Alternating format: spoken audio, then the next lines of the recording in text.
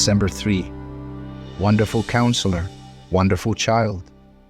For to us a child is born, to us a son is given, and the government shall be upon his shoulder, and his name shall be called Wonderful Counselor, Mighty God, Everlasting Father, Prince of Peace.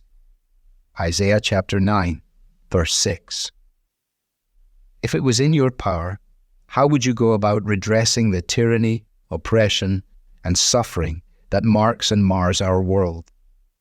What would your solution look like? We all have our ideas, but here is God's. His definitive answer to all of the world's darkness was to send a child. The people of Israel had long been awaiting the arrival of the one who would embody all of their hopes. The prophets had been declaring the coming of a Messiah, and the expectation of such a deliverer steadily grew. Isaiah added significant fuel to the fire of this longing, declaring that the Messiah would come as a child, a son, and that the government shall be upon his shoulder, and his name shall be called Wonderful Counselor, Mighty God, Everlasting Father, Prince of Peace. Who could possibly fill this description? Surely no one had yet come who lived up to such language. But it was this child who came not in military might or with flashes of lightning, but in a trough, surrounded by animals and shepherds at his birth, who was God's answer to sin and death. He alone would rule his kingdom with justice and with righteousness from this time forth and forevermore. Isaiah says the child king would be called Wonderful Counselor. Kings were known in some measure by their counselors. The extent of their authority and rule was made apparent by the number of advisors they could call upon for guidance. And yet this king would have none.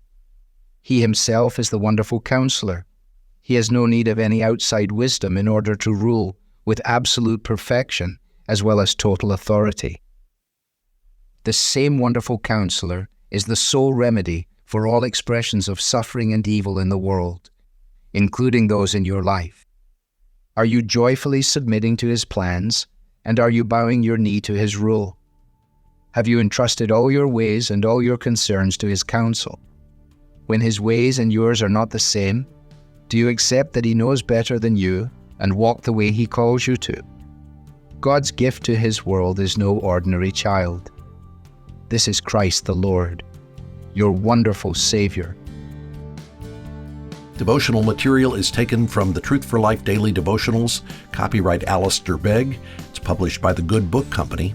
This reading was digitally created by Truth for Life and is used with permission. For more clear, relevant Bible teaching, visit truthforlife.org.